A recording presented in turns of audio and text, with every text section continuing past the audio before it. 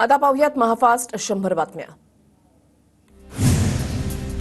विधानसभा निवडणुकांचं जागावाटप आणि जाहीरनाम्याबाबत मवियाचं बैठकीमध्ये खलबतं। शरद पवार, उद्धव ठाकरे, नाना पटोलेंमध्ये यशवंतराव चव्हाण सेंटरमध्ये चर्चा। एक मोठी सभा मुंबईत घेण्याचा प्लॅन असून विधानसभेचा शंखनाद मुंबईतून सभेतून होणार आहे, तर घोडेबाजार करणारी लोक घोडेबाजारांची चर्चा करतात। आमचे तिन्ही उमेदवार निवडून येणार, नाना पटोलेंना विश्वास। मुंबईत मवियाची एकत्र मोठी सभा होईल, बाळासाहेब थोरातांचं वक्तव्य। तर विधान परिषदेसाठी आमच्याकडे पुरेशी मतं, घोडेबाजाराची गरज नाही, आम्हीच तिन्ही जागा जिंकणार, थोरातांकडून विश्वास व्यक्त। मवियाच्या जाहीरनाम्यासाठी प्राथमिक बैठक झाली। मवियाचा जाहीरनामा येत्या काही दिवसात तयार होईल। बैठकीनंतर पवारांचं वक्तव्य। मनोज जरांगे पाटलांची सरकारच्या शिष्टमंडळानं घेतली भेट। अशोक चव्हाण आणि संदीपान भुमरेंनी भेट घेतली। जरांगेंकडून 13 तारखेचं अल्टिमेटम। जरांगेंची आजपासून 13 जुलैपर्यंत पहिल्या टप्प्यामधली शांतता जनजागृती रॅली। मुलांच्या भविष्यासाठी घराबाहेर पडा, जरांगेंचं आवाहन। तर पुढच्या टप्प्यामध्ये पश्चिम महाराष्ट्र, विदर्भ, खानदेशमध्ये रॅली काढणार। हैदराबाद गॅझेटची तपासणी करण्यासाठी शिंदे समिती हैदराबादला जाणार। 8 जुलैला शिंदे समिती हैदराबादला जाणार। हैदराबाद गॅझेटमध्ये मराठा कुणबी असल्याचा उल्लेख। माझ्यावर एकांगी कारवाई, आता 3 दिवसांची भरपाई करत सरकारला धारेवर धरणार।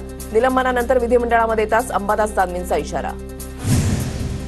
मवियाचा अभ्यास करून एक उमेदवार पडेल अशी तजवीज करू, उदय सामंत यांचं मोठं वक्तव्य। विधान परिषद निवडणुकीमध्ये मवियातला कुणाचा उमेदवार पडणार, सामंतांच्या विधानानंतर चर्चा सुरू। आमचे उमेदवार माघार घेणार नाहीत, माघारीची फक्त वायफळ चर्चा। अजित पवार गटाचे नेते अमोल मिटकरींची प्रतिक्रिया। निवडणुका झाल्यावर कोण कुणाच्या संपर्कामध्ये ते बघाल, मिटकरींचा इशारा। विधान परिषद निवडणुकीमध्ये मवियाचे उमेदवार जिंकतील, विरोधी पक्षनेते विजय वडेट्टीवार यांच्याकडून विश्वास व्यक्त। सुप्रिया सुळेंचं पुण्याचे पालकमंत्री अजित पवारांना पत्र। बारामती, शिरूर लोकसभा मतदारसंघातील कामांच्या मंजुरीबाबत पत्र। आमची कामं मंजूर करा, सुळेंची अजित पवारांकडे पत्रातून मागणी। नागपूरमध्ये उपमुख्यमंत्री फडणवीसांनी घेतली मोहन भागवतांची भेट। दोघांमध्ये अर्धा तास चर्चा झाल्याची माहिती। नरेंद्र मोदी 2027 मध्ये राष्ट्रपती पदाचे उमेदवार असू शकतात, काँग्रेसचे माजी खासदार कुमार केतकर यांचा मोठा दावा। नरेंद्र मोदी हे सत्तेशिवाय राहू शकत नाहीत, केतकर यांची टीका। मिलिंद नार्वेकरांनी वाय.बी. चव्हाण सेंटरवर पवारांची भेट घेतली। मिलिंद नार्वेकर ठाकरे गटाचे विधान परिषदेचे उमेदवार। विधानसभेच्या जागेवरून भाजपा आणि शिंदे गटामध्ये रस्सीखेच। शिंदे गटाच्या संजय शिरसाट आणि प्रदीप जयस्वाल यांच्या मतदारसंघावर भाजपचा दावा। संभाजीनगर पश्चिम आणि संभाजीनगर मध्यची जागा सोडण्याची भाजपची मागणी। छत्रपती संभाजीनगरमध्ये भाजपला धक्का। माजी उपमहापौर राजू शिंदेंसह 6 ते 8 माजी नगरसेवक ठाकरे गटामध्ये जाणार। रविवारी होणाऱ्या शिवसंकल्प मेळाव्यामध्ये पक्षप्रवेश होणार। ईडब्ल्यूएस, एससीबीसी, ओबीसी विद्यार्थिनींसाठी राज्य सरकारची मोठी घोषणा। व्यावसायिक अभ्यासक्रमात प्रवेश घेणाऱ्या मुलींना शिक्षण शुल्क आणि परीक्षा शुल्कामध्ये 50% ऐवजी आता 100% शिक्षण शुल्क प्रतिपूर्ती मंजूर। आम्ही महिलांना महिन्याला 8,500 रुपये देण्याचं आश्वासन दिलं होतं, पण आमचं सरकार आलं नाही, पृथ्वीराज चव्हाण यांचं वक्तव्य। तर तुम्ही दमड्या दिल्या नाहीत, अजित पवारांचा पलटवार। लाडकी बहीण योजनेच्या अर्जावर मोदींसह सीएम, डीसीएमचे फोटो। मोदींसह शिंदे, फडणवीस आणि अजित पवारांचे फोटो। मुख्यमंत्री लाडकी बहीण योजनेसाठी रेशन कार्डसह आवश्यक कागदपत्रांसाठी अडवणूक। दिरंगाई, पैशांची मागणी केल्यास कठोर कारवाई होणार। मंत्री छगन भुजबळ यांच्या संबंधित अधिकाऱ्यांना इशारा। लाडकी बहीण योजनेला आणखी अटी लावा। 2 पेक्षा जास्त मुलं आणि 2 पत्नी असलेल्यांना योजनेचा लाभ नको, विश्व हिंदू परिषदेची मागणी। एखाद्या गरीब कुटुंबामध्ये 3 मुलं असतील तर मदतीसाठी काय हरकत, रोहित पवारांचा सवाल। विहिंपच्या म्हणण्याला किती महत्त्व द्यायचं हे सरकारनं ठरवावं, असंही विधान। शासकीय निधीमधून मतं मिळवण्याचा राज्य सरकारचा केविलवाणा प्रयत्न। लाडकी बहीण योजनेवर विजय वडेट्टीवार यांची टीका। मुस्लिम समाजामध्ये 2 पेक्षा जास्त मुलं असलेल्यांना लाडकी बहीण योजनेचा लाभ देऊ नये, मनसे नेते प्रकाश महाजनांची मागणी। मुस्लिम समाजामध्ये 1 पेक्षा जास्त बायका असलेल्यांनाही लाभ देऊ नये अशी मागणी। जितेंद्र आव्हाड मुस्लिमांचे ठेकेदार असल्यासारखे का बोलतात, त्यांच्या नसानसामध्ये हिंदू द्वेष भरलाय। मला मुस्लिम बांधवांबद्दल द्वेष नाही, फक्त लाडकी बहीण योजनेमधील त्रुटी सांगितल्या। प्रकाश महाजनांचा जितेंद्र आव्हाडांवर निशाणा।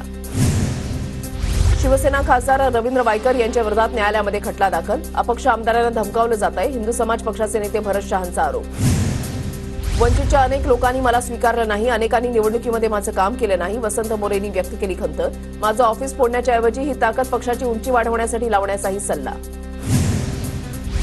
आयराम गयारामच्या राजकारणावर मी बोलणार नाही, वसंत मोरेंना माणसं ओळखता येत नाहीत, यामागे विकत घेणारी, ब्लॅकमेल करणारी शक्ती असल्यानं अशा घटना होणारच, प्रकाश आंबेडकरांची प्रतिक्रिया। वसंत मोरेंचे कार्यालय फोडण्याचा निर्णय वंचितकडून माघारी. मोरेंमुळे वंचितच्या कार्यकर्त्यांच्या भावना दुखावल्या, मात्र पक्षानं आदेश दिल्यामुळे माघार घेत असल्याचं कार्यकर्त्यांचं म्हणणं. सुषमा अंधारेंचं पोलीस भरतीबाबतचं उपोषण मागे. 2023 मध्ये वयोमर्यादा ओलांडलेल्या उमेदवारांना 2024च्या पोलीस भरतीमध्ये सामावून घेणार शासनाकडून सुषमा अंधारे यांना पत्र. अंधारे वयामध्ये बसत नाहीत, पोलीस भरतीसाठी योग्य वय लागतं. संजय शिरसाटांचा अंधारेंना खोचक टोला, तर मूर्ख असा उल्लेख करत अंधारेंनी प्रत्युत्तर देणं टाळलं. शरद पवार गटाचे महाराष्ट्र प्रदेश युवक सचिव अजित पवार गटामध्ये. तटकरेंच्या उपस्थितीमध्ये अरबाज शेख यांचा अजित पवार गटामध्ये प्रवेश. अरबाज शेख यांचे अनेक वर्षांपासून पवारांसोबत कौटुंबिक संबंध. महाराष्ट्राला 2024 सालचा सर्वश्रेष्ठ कृषी राज्य पुरस्कार जाहीर. मुख्यमंत्री एकनाथ शिंदेंना दिला जाणार पुरस्कार. कृषी धोरण आणि कृषी विभागामधल्या कामांबाबत सरकारचा गौरव. श्री संत जगद्गुरू तुकाराम महाराजांच्या पालखीचा आज बारामतीमध्ये मुक्काम. बारामती पालखी सोहळ्याआधी अजित पवार गटाच्या कार्यकर्त्यांची बॅनरबाजी. बॅनरवर उपमुख्यमंत्री अजित पवार यांचा आमुचा विठुराया असा उल्लेख. आषाढी यात्रेआधी मुख्यमंत्री पंढरपूरला सरप्राईज व्हिजिट देणार. आषाढी यात्रेआधी मुख्यमंत्री तयारीचा आढावा घेणार. मुख्यमंत्री एकनाथ शिंदे वाखरी ते पंढरपूर चालत जाणार. आषाढी वारीच्या पालखी सोहळ्यामध्ये राहुल गांधी येत असल्यानं रणजितसिंह नाईक निंबाळकरांचा जळफळाट.